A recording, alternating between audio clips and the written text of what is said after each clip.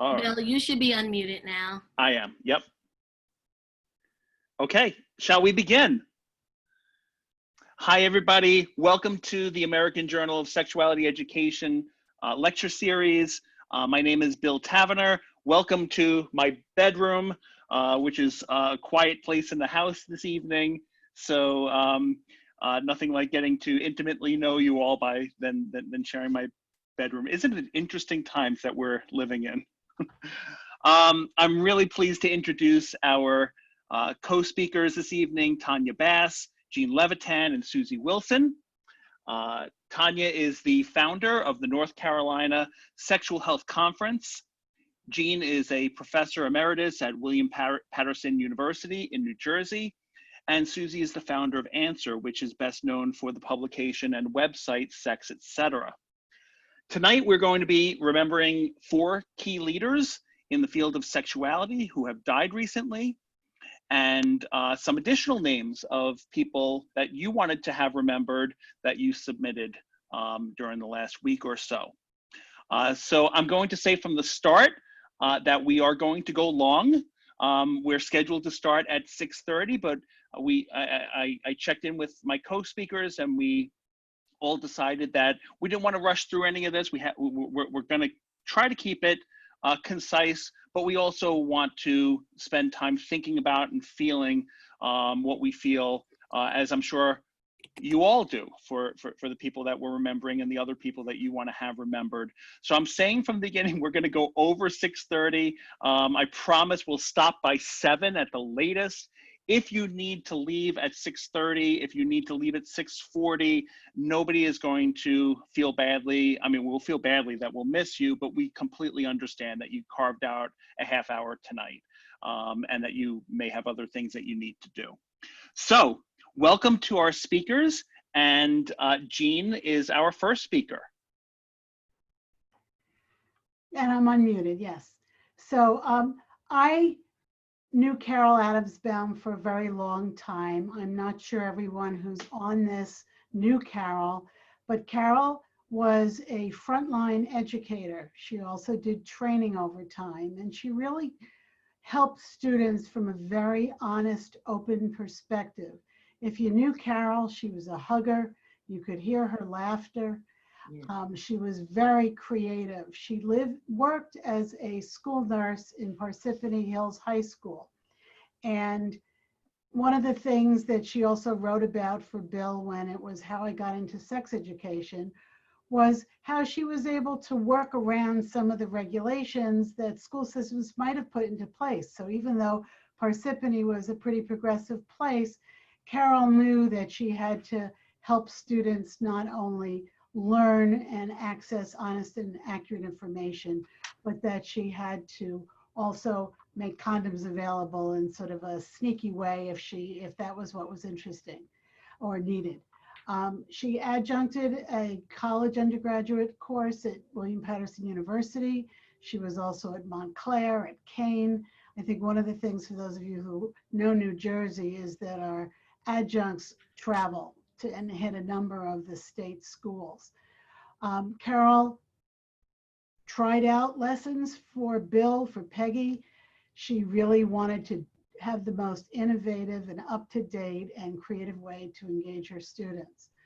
She was, I think, in writing a memorial piece for the Journal of Sex Education, I communicated a lot with her sons. And I guess I wasn't really surprised, but she was a prankster. She played jokes on her kids. She played jokes on her students. And they have a very warm feeling for her. She was an adventurer. She traveled all over the place. She was committed to her dogs. And one of the things that just touched my heart always was that Carole was a foster mother. Once her husband died, she took in teenagers into her home, and she really helped them become successful. And I had the real honor of having one of her students in my sexuality and repro class when she came to William Patterson. So Carole died suddenly, and when the emails started going around, Carole died? Where'd you hear that? And so we had to sort of track backwards. So she wasn't one of our lost voices who suffered I think, in a long time. She was active till the very, very last breath she took. How's that Thank for you. 5 minutes? No, thank you, Jean. What nice memories I have of Carole. If I can say one more thing, and I know I'm cutting into our own time restrictions, but one of the things I loved about Carole is a story that she would tell me about how her, I think her superintendent or maybe her principal forbade her from from distributing condoms to her high school students. And so Carole would go into her classroom and point to a cabinet and say, that cabinet has all of the condoms that I'm not allowed to give out to you. And then she would leave the classroom on an errand and come back and all the condoms would be gone. So just something I remember about Carole. Thanks so much, Jean. Susie is going to talk about Peggy. So where to begin? Thank you very much for asking me to talk about Peggy, because there are people who knew her probably far better than I did. Although I think once we knew Peggy, she had the kind of personality that really made you feel that you knew her very well. As I'm looking at this cover, I don't know whether everybody can see this, the cover of Time. If we really had a sex positive society, Peggy deserved to be on the cover of Time magazine. No question about it, as far as I was concerned. She was a teacher's teacher. She was a student's teacher. The only group of people that she really wasn't wildly enthusiastic about were politicians. And she and I used to call Peggy and ask her whether we were fighting a particular battle for sex education in New Jersey. I would ask her if she was willing to write letters, which is very important. Not that politicians read them necessarily, they count them. So the more you have, the better. So I would call Peggy, and I literally had to beg her to write. And she always wrote extremely well and made really excellent points. She would kind of swallow and say, all right, for you or for Bill or for Bob, I'll write this letter. But it was tough going as far as dealing with politicians. Unfortunately, again, in a better sex positive world, she was just the kind of person who should have addressed congressional committees, who should have, talked to governors and talked to people who did make education policy, because she was so knowledgeable and so gifted in this field. I never asked her how it all happened that she became a sexuality educator. Maybe other people know that, but we should be so incredibly grateful that she chose this field, because she was a star, a rock star in this field. I'm going to end with a little story that actually I read an article by E.B. White, who wrote about his daughter when she died at age 14. He said that he hoped her soul would be dancing on another dawn. When I heard that Peggy had died, I thought of those words and I thought to myself, I hope her soul is teaching on another dawn. Thank you, Susie. Tanya is going to talk about June Dobbs Butts. Yes, and just in time, my co-presenter, Cody, is with me. Y'all can see him. But I'm really excited to remember Dr. Butts, Dr. June Dobbs Butts. I unfortunately didn't have the pleasure of meeting her and only learned about her a year before her death, which was kind of sad because I really started fangirling and procrastinating and reaching out to her. But I want to honor her tonight. As an African-American woman, Dr. Butts actually earned her doctorate in family life education at the the teacher education or teacher college at Columbia University, and she actually passed away last May around my birthday. And that's when I really got sad. I think I even reached out to Bill about Dr. Butts because I never really talked about her. So she was actually born in Atlanta, Georgia. And believe it or not, Martin Luther King Jr. was actually one of her playmates. And like, that's amazing all by itself. And that her dad was actually one of people in the civil rights movement. So who's to say that even her father didn't even inspire Martin Luther King in his plight for civil rights. She also advocated, I know we honor and love Dr. Jocelyn Elders, but Dr. Butts was an advocate for masturbation long before even Dr. Elders, or alongside maybe. She also, a lot of us in the sexuality field will say that, some of our aspirations were to be the next Dr. Ruth, but Dr. Butts actually had a sex talk show as well. It wasn't as well known and wasn't as well received probably as Dr. Ruth, but she had it. She also wrote for very prominent Black African-American magazines like Essence and Jet. She's done some amazing work. She started out testing out some of her work with her sister. So this kind of hit home for me, understanding how sometimes our family isn't very supportive of our work as sexuality professionals. And her sister read the letter, never responded. And then when she finally did, she literally said that she didn't think African-American women should be writing things like that or saying things like that. But nevertheless, Dr. Butts persevered. She also talked about and encouraged African-Americans in her work to talk about sexuality and even beyond HIV prevention and to help with any problems clinically. So another cool thing, like everything about her is so amazing, but she actually met Masters and Johnson and worked alongside them and did some of her studies on sex therapy alongside them. So she's done a lot of work. She's worked at both Howard University, the Centers for Disease Control, so many amazing things. And I think I'll end with this because in 1983, she said something that sadly, in a way, still speaks volumes, even for me as a Black woman and probably for all of us in this field. She said that had she known that her chosen career would have its many distractors, she would still do it, and she resolved to ignore all of the distractors and to keep doing her work. So that is Dr. June Dobbs Butts. Thank you. Thank you, Tanya. I'm going to speak about Joe Fay. Joe was a leader and an advocate and an educator with a passion for the reproductive rights of young people. He worked with Planned Parenthood in York, Pennsylvania. He worked for the Health Bureau in New York. He was the executive director and I think the first and maybe only executive director for the Pennsylvania Coalition to Prevent Teen Pregnancy. And he later worked for the Society for the Scientific Study of Sexuality. Joe was one of the first people to write an article, a journal article about teaching teens about sexual pleasure.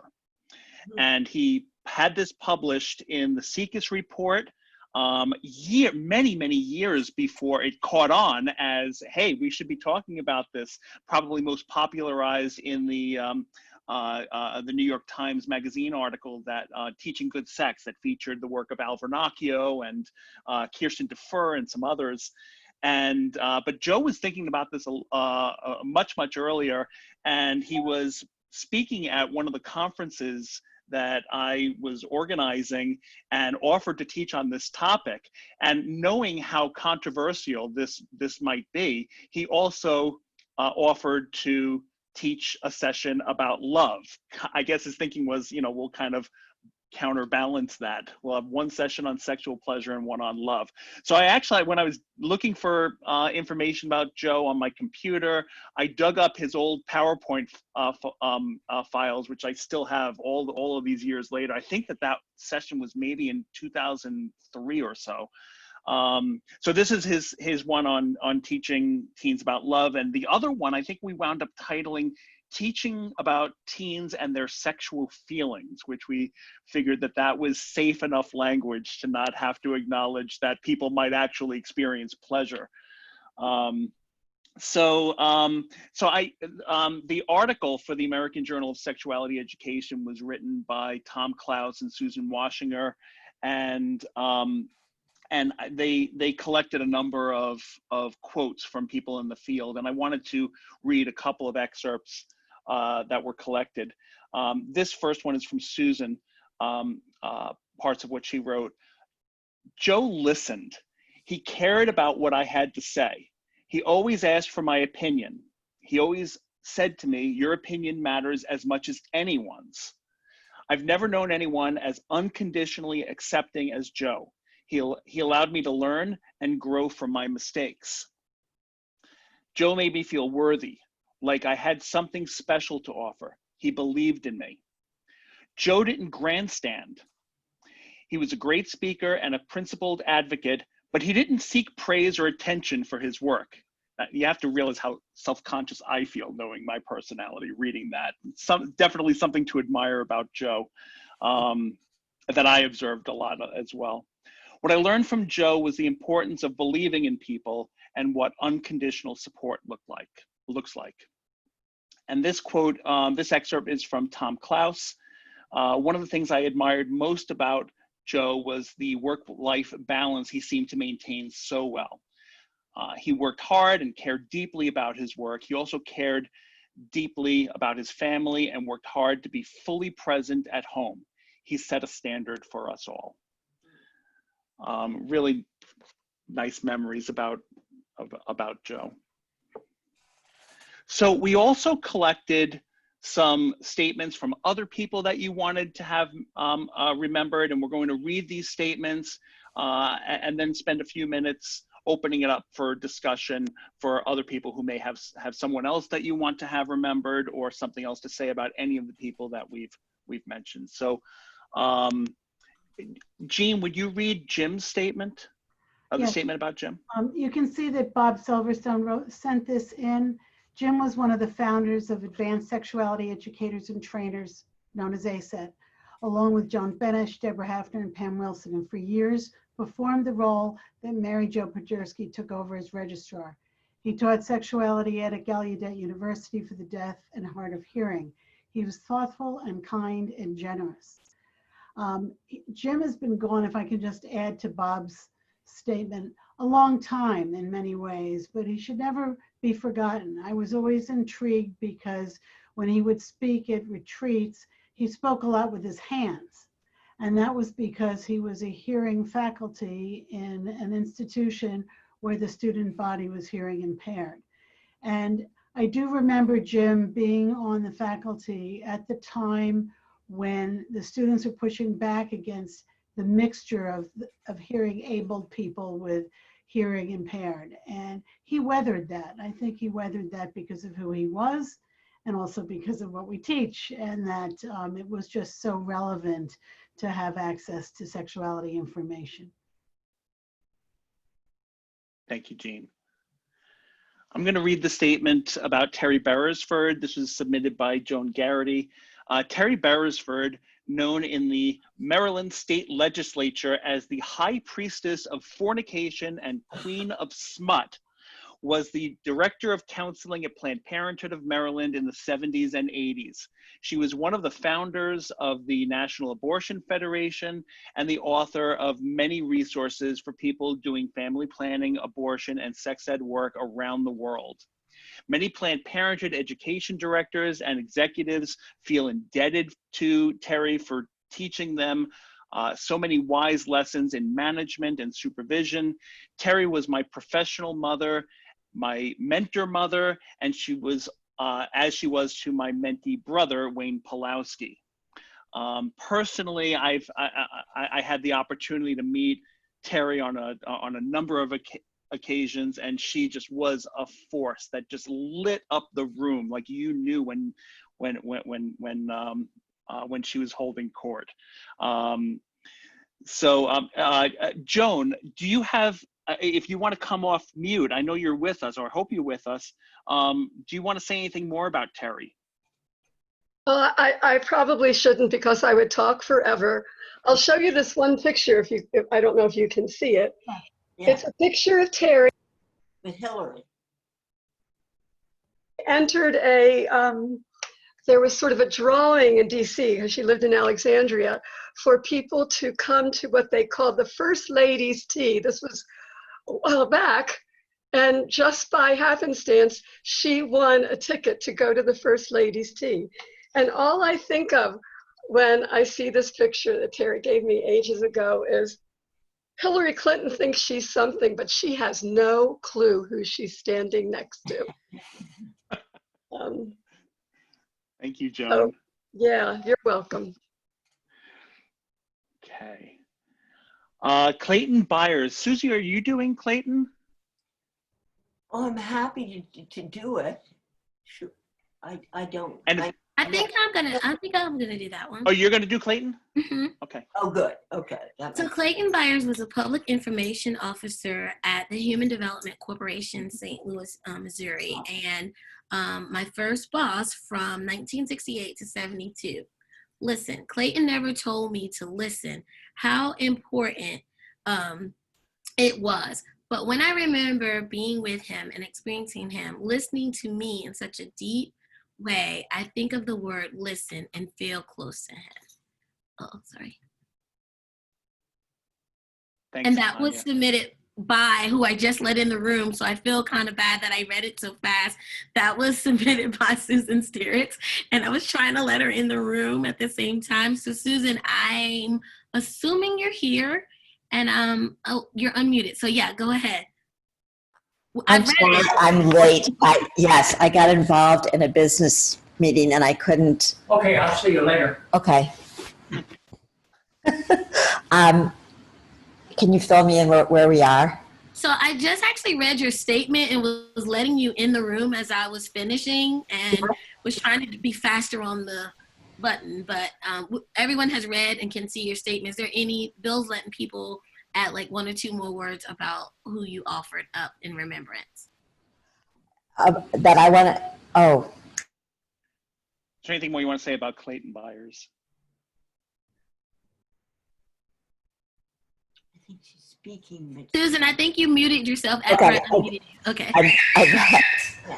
Come on. That he became a dear, dear friend of mine. And although we weren't in sexual health, we were in an OEO community action project here in St. Louis. When you learn about community action, you learn about community health, and you learn about community people. You are community people. And just that listening really made me value what I hear from people today. And it was built because on that kind of love that I felt for him, working so closely with him. So I really enjoyed remembering him as part of this project. And thank you so much for inviting me to think of Clayton. Clayton died about, 20 years ago. So, yeah. Thank you, Susan. Thank you. So thank you very much. And Susie, you're going to say some words about Susan Vasbinder, or you're going to read the statement. I'll read the statement. Okay. Susan was a lifelong political activist and sexuality educator. Susan served as both role model and mentor to many, including myself. She epitomized teaching about inclusivity, diversity, and human sexuality. For many, her legacy as a sexuality educator is most remembered by the statement, "Trust the process." And that was written by Lisa B. Schwartz, is that correct? Mm-hmm. Lisa's on, so maybe she would add. You did a great job, Susie, and I was hoping I actually didn't have to say any words. I get too choked up still. So thank you for including her, though. Anything you want to add? I think it says it all right there. Okay. It's beautifully written. And Thank you, Susie, and thank you, Lisa. And I'm realizing that we didn't ask Bob to come on in and say anything about Jim. Bob, is there anything you wanted to add about Jim?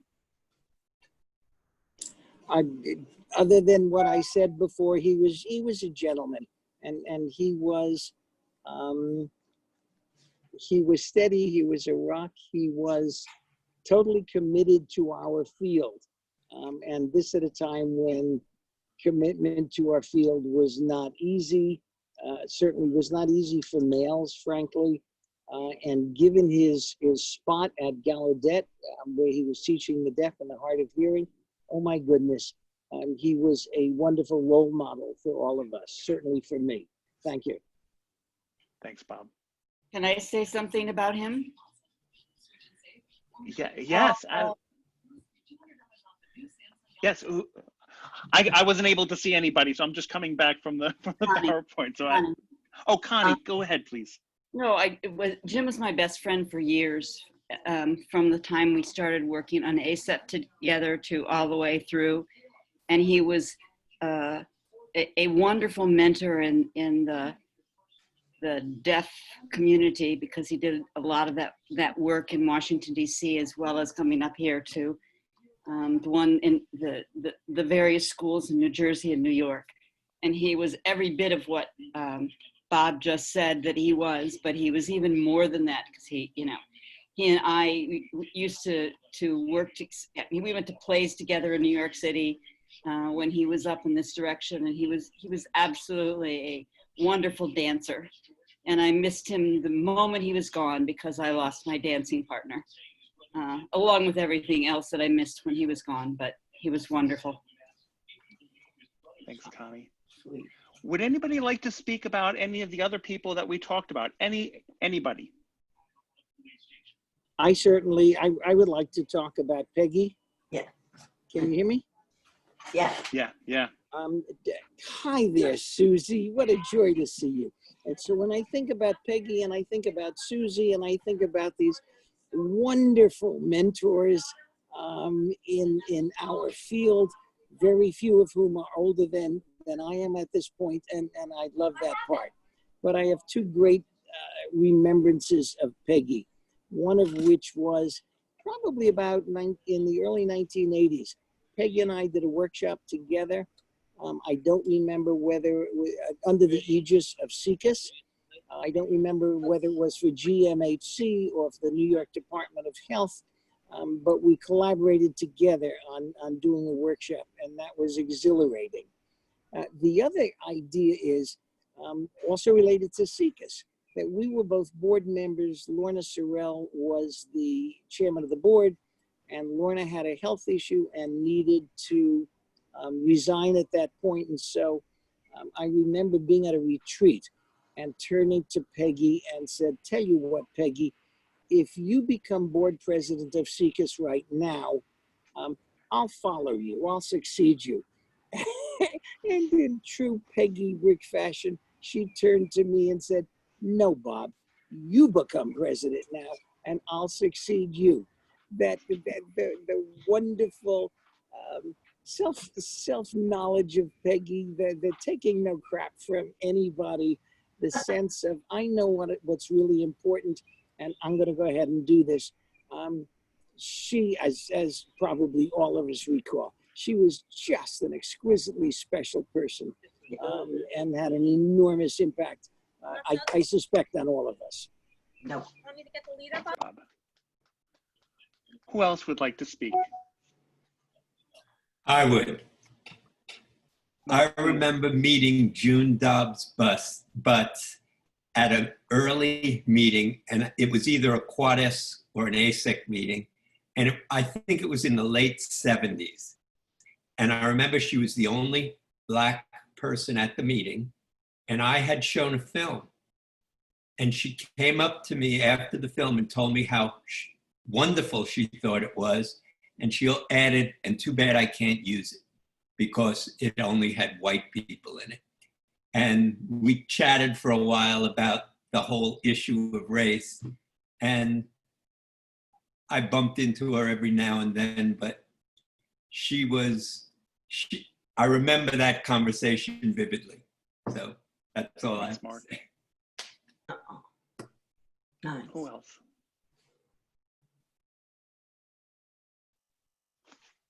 Oh. Is Joan trying to talk? I am. There we go. I got it. Just actually 3 people I'll mention very quickly. There's 2 other Joans, and you mentioned Joan Benish. And Joan Benish, it sounds bizarre that I was actually at one time her supervisor when I was the head director of Planned Parenthood of Maryland, because to be a director over Joan Benish, I mean, Joan Benish was everything. And my favorite, it's not a sex ed memory, but my favorite memory of her was when there was a problem in the administration at Planned Parenthood of Maryland. And she said, "I'm too old and too rich to put up with this shit." That was Joan Benish. That was Joan Benish. Another Joan Helmick from Washington State. Yeah. I met her first at, I can never remember, Natish Neat, whatever it was in the Northwest, one of you probably knows. And we became really good friends. And I actually went out and stayed with her the week before she died. She was an extraordinary person, extraordinarily strong. And one other quick memory, when I first started at Planned Parenthood and when I got into the education and training division of it, Mary Lee Tatum, I know you all, Mary Lee, came to Baltimore to the Family Planning Institute of Planned Parenthood of Maryland. And she was a pioneer, an absolute pioneer in doing sex ed in schools. And she died at age 56, way too young, driving too fast on a road in Virginia. So we lost some incredible people. I'm so glad we still have so many incredible ones. Bill, since we're playing with names that get repeated, 2 Barbaras. Connie, Mark, and I went to school with Barbara Whitney. We knew her as Bobby Whitney, and she became the executive director of SECUS as the board tried to ease Mary Calderon into sort of an emeritus position. And then Barbara Huberman. Advocates for Youth, right? Yes. And 2 great losses. Yeah. But also in North Carolina, Barbara founded our then adolescent pregnancy prevention campaign, which is now Shift and See. I didn't know that. Yeah. Huh. I remember right, that. Tom? I'm pretty sure I'm right about that. Okay. Thumbs up from Deborah. Does anybody else want to lift up the memories of other people that we haven't discussed, or chime in and say more about some of the people that we have discussed? Yes, I would. One of my most wonderful memories is of Dick Cross. Oh, yes. For those who don't know, Dick was an OBGYN. He was a towering individual, both physically and intellectually and emotionally, and he was so wonderful. I remembered the times at the ASET conferences when he would be there, the things that he said, the things that he wrote about, his openness, his honesty, his being at the various ASET retreats. He was just such a powerful lighthouse in our field, and I would be remiss in not acknowledging him. Thanks, Bob. I'd like to make one more. Nobody knows this person, but 5 years ago, she got an award from Planned Parenthood in Florida. I can't remember what Planned Parenthood's big thing down there, Gold Coast or something, for 70 years of volunteer service. And that's my mother. She's now 98. Oh, Wow. She is locked in her apartment now in assisted living. Not a complaint, reading a lot of books. I'm sending her all sorts of things that she likes to keep up with everything. And so I wish I had asked her to come, but she wouldn't have known how to get on this. When she got a FaceTime call, she thought it was a spy. So, but she started, obviously when she was 20 years old, volunteering for Planned Parenthood, was president of Planned Parenthood in Florida. But she was pretty old then, in her 80s, and she's a great role model that I pass things on to my grandchildren, thinking about my mom and how sexual health and sexuality have been so important themes in our lives and in our family. Thank you for giving me this. Yeah. I'd like to mention Gina Ogden. Oh, yeah, yeah. And Sandy Karen also texted me, was she going to be mentioned? And then Sandy also texted me her power went out, so I'm not sure she's still online with us anymore. Also, I wanted to say I have a bound galleys of Gina Ogden's Women Who Love Sex. I'd love to put it out in the universe somewhere if someone has a suggestion where it could go. Just for your information. You could chat me in a little chat if you wanted to have an idea. The Seekis Library would love to have it, I'll bet. Uh-huh. Yeah, or Widener perhaps. Carole, thank you. I also, I know that some people might be thinking, isn't Bill going to say more about Peggy? Oh, we did so much together. And I'm grateful, Susie, for you talking about it, because I probably would have gotten quite choked up. Peggy and I worked on so many projects together, and it took, what I'll share with you is that it took a long time for Peggy to feel convinced that I should be hired.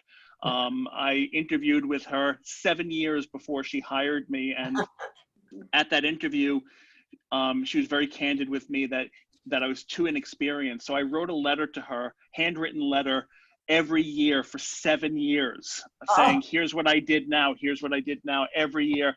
And finally, in 1998, she called me and said, I'm retiring, do you want to interview for my job? That's how I wound up where I am. And the other person I wanted to mention is who I just loved. I just loved this man, Bob Francoeur. Bob was, I'm feeling emotional just thinking about my connection and what he, the work that we did together. Bob was the chief editor of the International Encyclopedia of Sexuality, the author of, I think, more than 75 books on different sexuality-related topics, and just someone who just had confidence and was willing to give a chance to an eager graduate student. I met Bob in Copenhagen, Denmark. In fact, he was one of 3 professors that we had on that trip. Spent 3 weeks learning about sex in 2 cultures, New York City and Copenhagen. And it was during a lunch break that I was visiting the famous Stroget of Copenhagen, the famous street there, where my friend and I came upon a magazine stand that was, of course, all of the titles were in Danish, and there was a copy of Penthouse magazine that caught our eye, not because it was Penthouse, but because the name Robert T. Francoeur was on the front of Penthouse magazine. And we looked at each other and said, why is Bob on the cover of Penthouse magazine? And we went back to class and asked him, why are you on Penthouse magazine? And Bob didn't remember, he didn't know. And he had to think about it. And he said, I guess they accepted my article on pheromones. And so I thought, who is this guy who doesn't even know when he's published in a magazine like that? So that's what I have to say about Bob. So can you hear me? Yeah. I wanted to add something about Dick Cross. And Bob, thank you so much for your words about him and everyone else, because he was a Princeton neighbor of mine.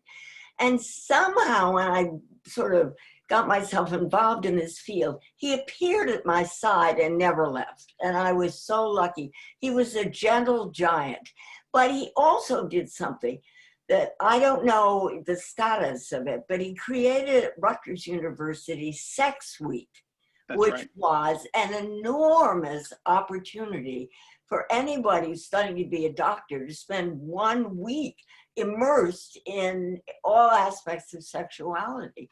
And he brought all sorts of people, you know, I mean, everyone in the field to talk to these doctors. And I think it was one of the great experiences of their lives. And I hope it spread. I don't know, but it really should be in every single medical school because it was just so. And the thing I remember also at his memorial service, he had asked that someone read from the Velveteen Rabbit, which is a beautiful, beautiful story about somebody who was loved so much that he, you know, the rabbit becomes human. And that was really Dick in a nutshell. He was the Velveteen Rabbit. So I'm so glad. Thank you, Bill. And how many, how many manuals did Peggy write over a course of a lifetime? Oh, gosh. It had to be maybe 20, you know, I would say 20? 15, I thought 20. they were about 100. But they're still selling well. I didn't. As fast as I can market them, you know, the thing I think she was most proud about was her work in Older, Wiser, Sexually Smarter. As she grew older, that was, you know, her chief, you know, mission. You know, is we need to be teaching about sexuality through the lifespan, and you know, I really admire her work in that. And folks, for anybody who joined a little bit late, you know, I said this at the top of the hour that we were going to go late, and I kept that promise. We're going late. So, you know, we'll have a hard stop at 7, maybe sooner if people don't have anything else to say.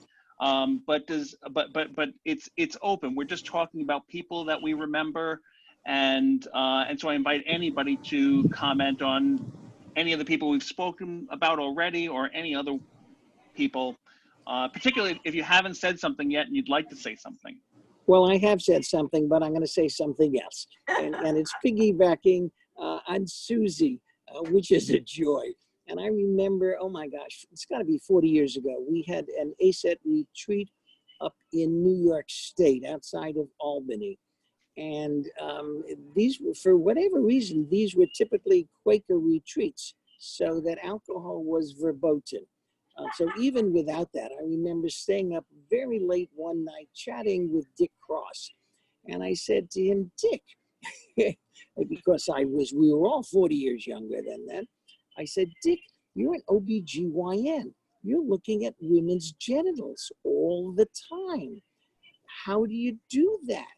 And he said, Bob, I said, are you not turned on by that? He said, Bob, number one, I'm a human being. So of course I respond with a degree of interest and fascination and excitement. And number two, I'm a professional. And so I work to put on my professional hat, and I do what I do professionally. And that was so powerful for me, that all of us in this field kind of work with, I sometimes say, my business is other people's pleasure. And that kind of sex. Now that I have your attention, let's talk about human relationships. And so it's been this combination of, yes, our field is intriguing to all of us. And we put on our professional hat, and our goal is to help people better understand themselves and to have improved relationships with other people. And I never cease to marvel at the Mary Calderon quotation, the most important thing in life is how we behave to other people in all areas, including the sexual. Thank you, Bob. Wonderful.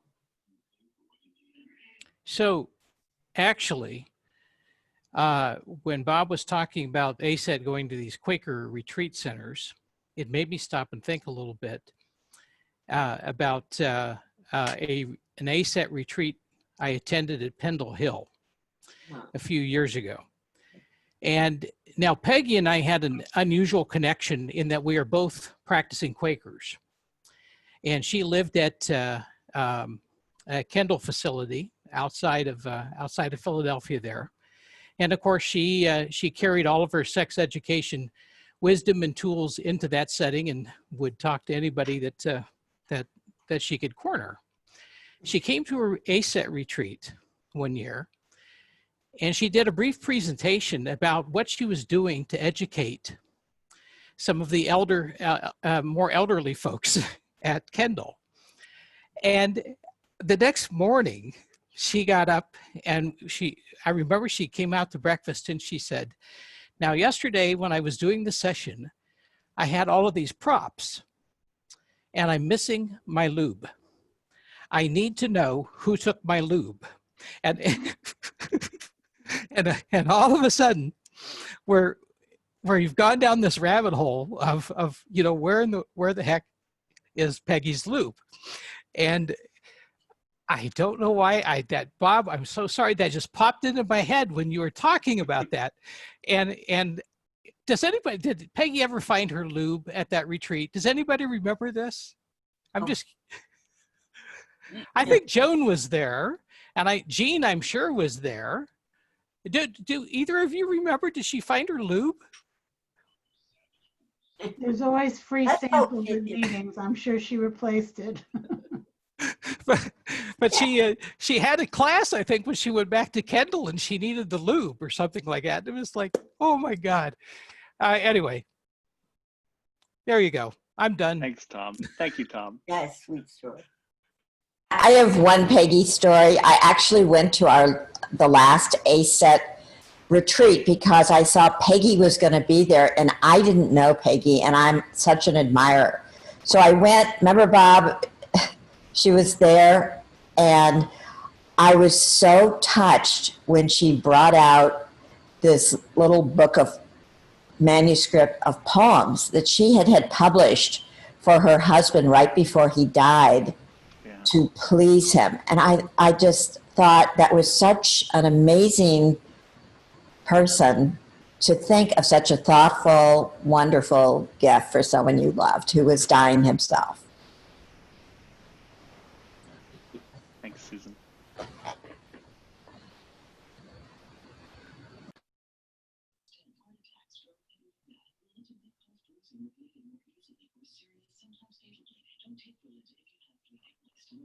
I have one Peggy story.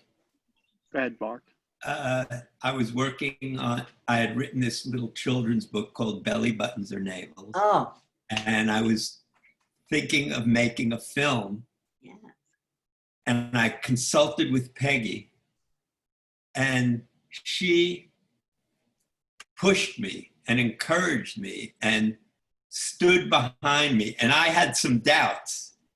And she was so confident. And, you know, when I said I was going to make it into a film, she said, I asked her if I could put her name in the credits. And she said, of course, you know, and so she's in the credits as a consultant. And that film came out in 1980. The book was, I think, 5 years earlier. So she stood behind me when I thought I was doing the right thing, but I needed some push, and she gave me a shove. You think you need to remake that film? Does that film need to be remade? I still have it on my website. It should be remade, and some person had said to me, why don't you make it with different ethnic groups, because it's a very short exactly. film. Very white. So, dedicated to her. Yeah, to her. Will do. Okay. You know, one of, I think this may have been her first No, it probably wasn't her first publication, but it was among the first. One of the things that she did, and may have been at the same time that you were developing belly buttons or navels, is she decided that preschool age children needed to have a healthy foundation to be able to understand sexual learning, to have their questions asked, and that preschool teachers and programs were in an ideal position to develop a forum for healthy sexual learning and having their questions answered about bodies and anatomy, birth, babies. And so she worked with a team of maybe 5 or so daycare directors in New Jersey that she got together, and together they envisioned what would this look like, and they developed the book Bodies, Birth, and Babies, which it was published in 1989. But I would say, even if you have an old copy in your shelves somewhere, that one of the real gems about it, even though some of the facts and figures are of course dated, one of the most valuable tools that she put into that was a training outline. Here's how to do a session with parents. Here's how to do a session with, step by step with all the procedures and the handout. And the handouts are terribly outdated, but the methods are forever applicable. So that's what I'll say about. And then to think about how she's truly did the lifespan, working with from young children to older adults later. I don't want us to only talk about Peggy, but I just have to add a component, because the first time I met Peggy was when she brought her high school students to do their teen theater. And that is such a message to our field. I mean, we share pedagogy, we share resources with each other. Sometimes I think people give attributes to one person and somebody else was doing it at a different time in a different place. But I think the message, particularly in these current times, of you have to listen to the voices and listen to the diversity of experiences and not tell people, but really listen. And somebody that was, part of somebody's tribute. But hearing the power of having high school students role play their lives and their issues, it was really terrific. She was an enormous supporter of Sex, Etc., just for the same reason. The idea of teens doing, the teaching and the work. One of the things I'd like to pull out about Joe Fay, and actually a couple of you might be able to confirm this, but Joe would often talk to me about what an important role Saul Gordon played in his life, and that he considered Saul a mentor to him. I have this faint memory that he actually worked with Saul at one time. I want to say in maybe during college, or I'm not sure. Does anybody know for sure? I don't know if Susan can confirm that. But I also had this thought that Joe at one time had worked with Saul. Does anybody know about that? I don't know for sure. I'm not sure, but I know that he really was a mentor to Joe. But I don't know if he worked directly with him. Yeah, I'm kind of stuck on that too, Susan. But he, he's the first person, when you were to say who most profoundly influenced you, he would just immediately light up and say, "That's easy, Saul Gordon." Who also is another great that we're missing. When I think of Saul Gordon, I think of one quote: "You have to be an askable parent." And I use it all the time. Another thing that Saul would say is, if they're old enough to ask, they're old enough to deserve an honest answer. What wisdom.